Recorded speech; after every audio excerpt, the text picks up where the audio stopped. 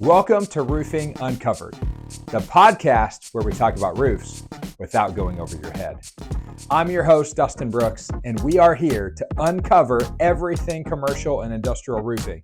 We'll cut through the jargon, we'll get to the good stuff, safety, sustainability, innovation, whatever's shaping our industry's future.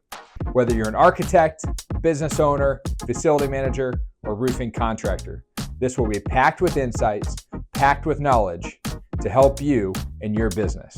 Let's get started.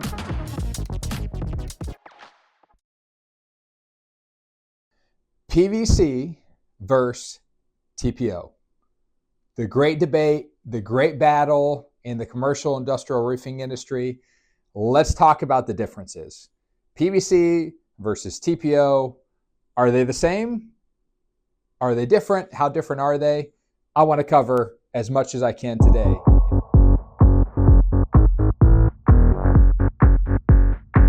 Okay, let's start with just some very basic definitions. We have PVC, which stands for polyvinyl chloride.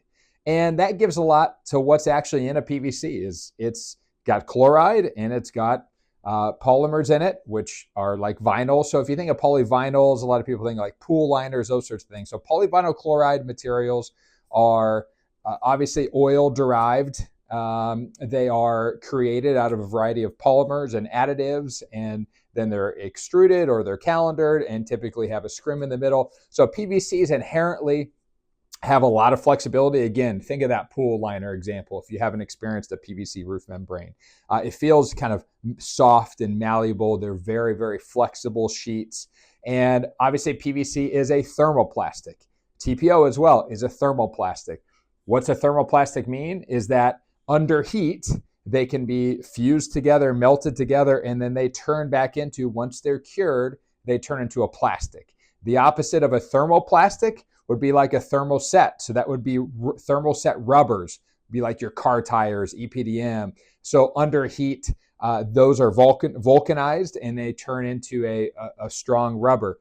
The benefit of thermoplastics is that because they can remelt under heat and be fused to one another, that we can use hot air. So PVC, polyvinyl chloride, is a flexible thermoplastic which can be heat welded together. So that means literally you use really hot air and it'll melt the PVC together and it will fuse it. And then when it cools, it turns back into thermoplastic or a plasticky material and is permanently fused together.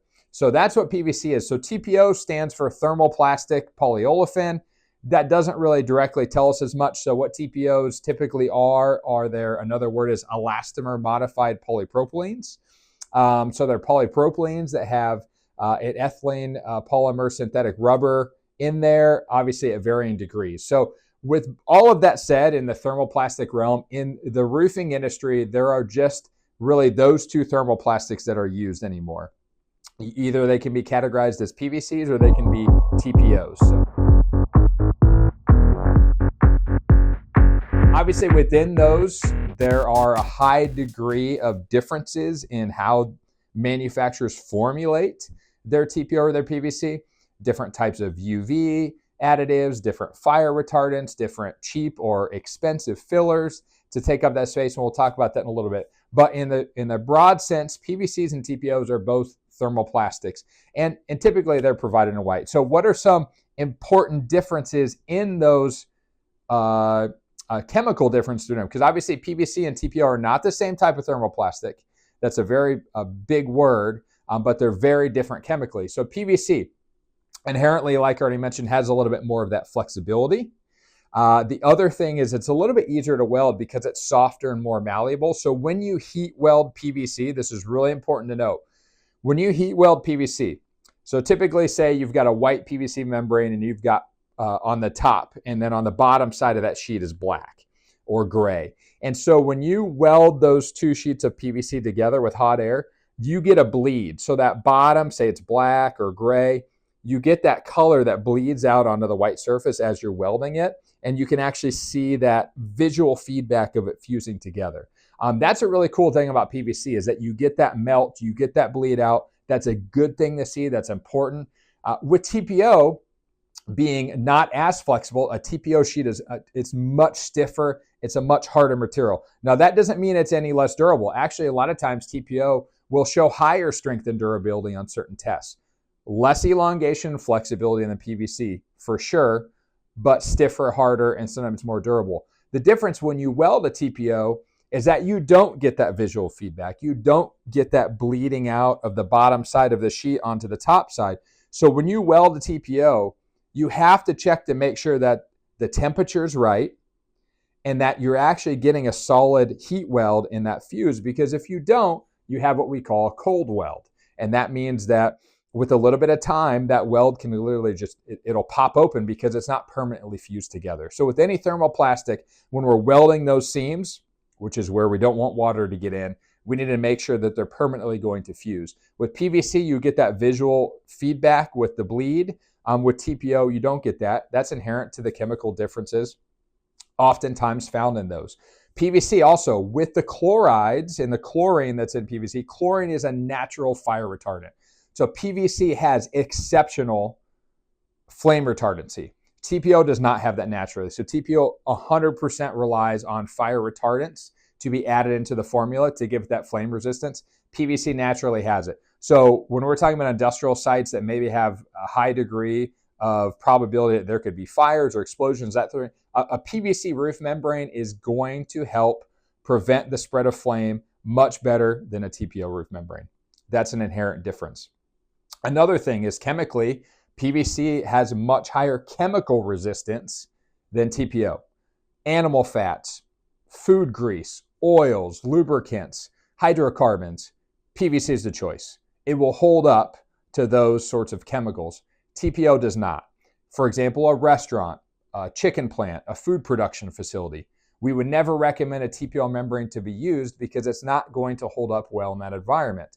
Whereas a PVC membrane will hold up to those chemicals and that sort of exposure. So again, in that situation, naturally, with the chemicals that are involved with the PVC membrane, a PVC would win in that situation. Another important difference to note with them is the weldability over time. So PVC is kind of unique, again, with that visual feedback. It's a softer, flexible material. Well, with time after it ages, it's still pretty easy to weld new PVC to old PVC with just a simple cleaning. Even PVCs that are 25 years old, you can clean them and you can use hot air to weld new PVC onto the old PVC. So from a repairability standpoint, from maintenance, if it's on an industrial facility that takes a lot of abuse, PVC not only will hold up more in that environment, it's also easier to repair, maintain, reflash if you have to put a new vent stack in or a new HVAC curb. TPO, on the other hand, can be a little bit more difficult to repair with age. Now, this does depend on the formulation. So this is not something that inherently with all TPOs that after 10 years, you can't weld new to old. That's not true. Every manufacturer is different. Just like PVC, there's a wide range of difference in quality from the manufacturers.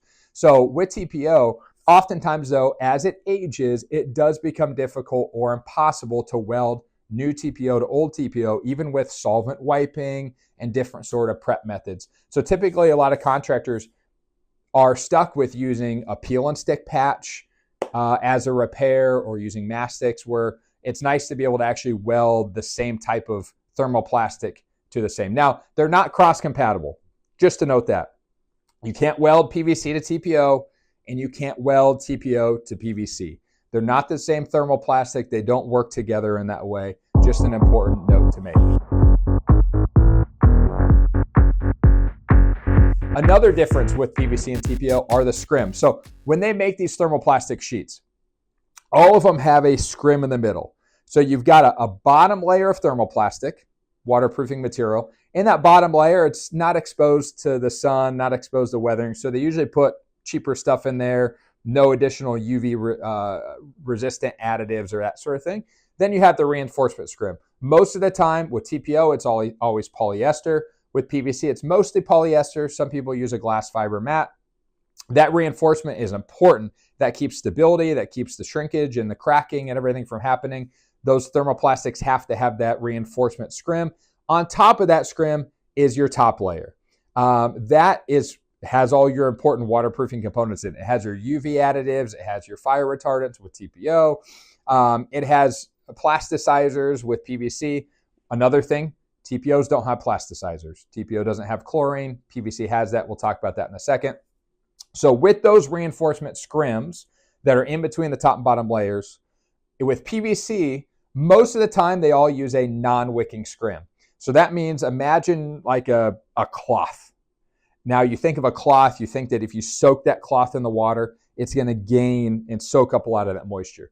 Well, the cloths that are used in PVC, the polyesters, are non-wicking most of the time. So they actually don't soak up any water. Water can't soak into that fabric. And so that's a good thing, because if you cut that PVC in half and say weld it onto the roof, you've got kind of a side profile, a cross section where you can see that scrim.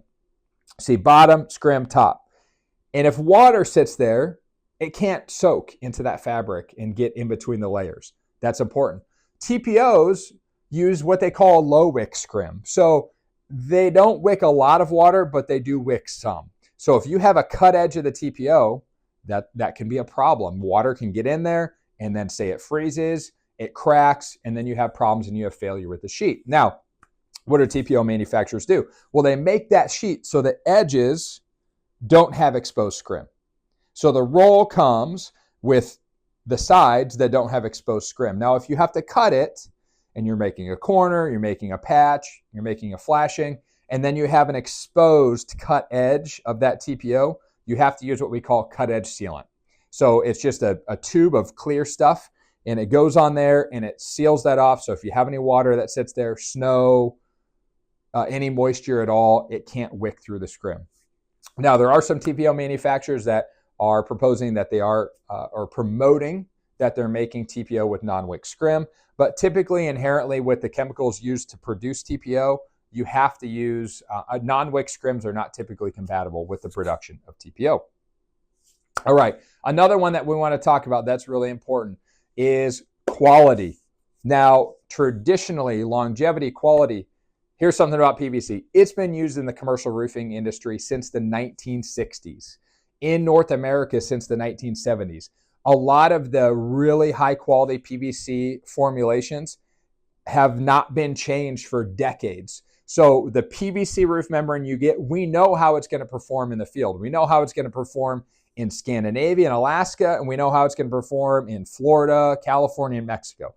The track record is there. The performance record is there. And we know that PVC will last. The high quality PVCs will last pretty much anywhere in the world. They've got good freeze-thaw resistance, good cold temp flexibility, great UV resistance. Now, with that said, you can make anything cheap. You can make anything less quality.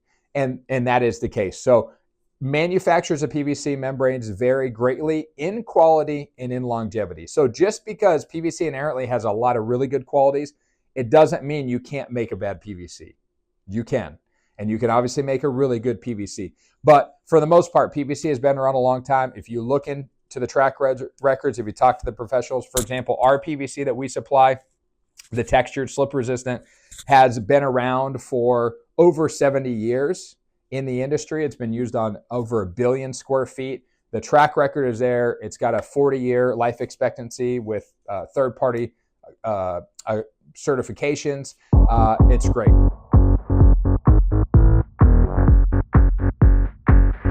So TPO is newer. It was introduced in the 1990s, so it doesn't have quite as long of a track record. I mean, we're still talking about over 30 years, but the formulations have changed a lot.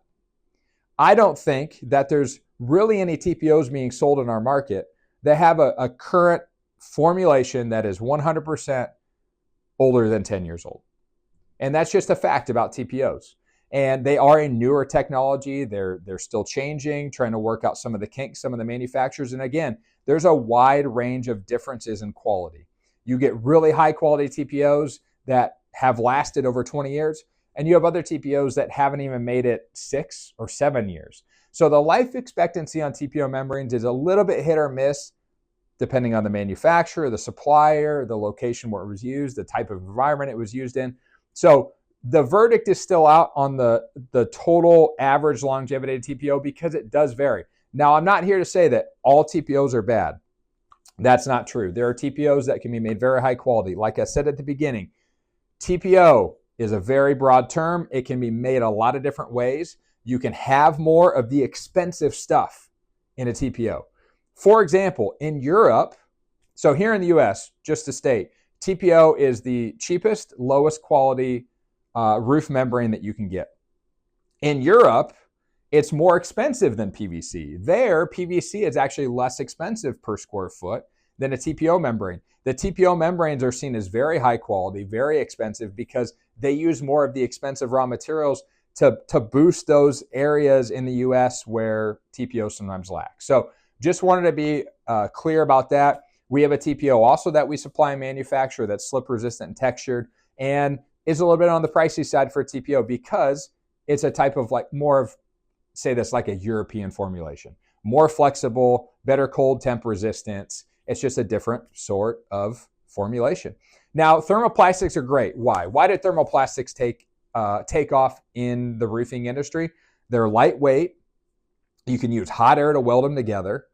And they're both, TPO and PVC, recyclable. They're coatable at the end. So from a sustainability standpoint, they're great. And so that's really why there was a single ply revolution and why the prevalence of asphalt-based roof materials, modified and built up, have really decreased. Now, as I've talked before, the one inherent safety risk with TPO and PVC is that they are both, the smooth sheets, extremely dangerous when they're wet. Rain, dew, frost, HVAC coolant dripping out, ice, whatever it is, snow. They're very dangerous when they're wet. They're like ice skating rinks. That's why we only manufacture and supply textured thermoplastic membranes. But thermoplastic membranes are a great choice when you have to replace a roof, when you can recover a roof, you need to add additional insulation, a lot of varieties there. Now, one more thing, PVC, just to throw this in here, this could be a whole nother topic, is there are PVCs available with the addition of KEE. Now, what those manufacturers promote is that the addition of KEE even increases more that resistance to certain chemicals, though I yet haven't seen a substantial difference on heavy exposure chemical plants with the addition of KEE actually really making any sort of difference. PVC on its own does really well. The other thing they bring up is that KEE eliminates the plasticizer migration issue.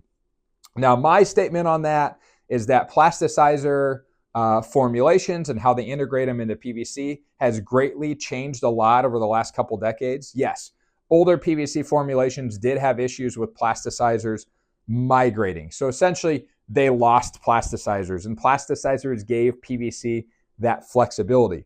So you use those plasticizers giving you flexibility, you become less flexible, you become kind of brittle, and then you start having issues with UV resistance, with holding up into environments over time. Again, a lot of those issues have been rectified by the quality reputable manufacturers. So those plasticizer migration, the leaching of the plasticizers has really become minimal. Last thing to note in our whole PVC versus TPO debate, environmental concerns. Some of that is a little bit newer in the industry. Some environmentalists are expressing concerns about the fact that PVC does contain chlorine and those plasticizers, which could be harmful to the environment. So when we talk about recycling it, if that sheet cannot be recycled and it is going to the landfill, there are concerns with environmentalists about that chlorine and those plasticizers being in those waste in the landfills and causing environmental problems. TPO membranes do not contain chlorine and chlorides. They do not contain plasticizers at all, so they're plasticizer free. That is a boost for the environmentalists there. Again, if PVC, which it is, can be fully recycled, then we're reusing it and we're keeping that sustainability going. There was a lot of information there. And who wins in the end? So if we have PVC in this corner, we have TPO in this corner, who wins?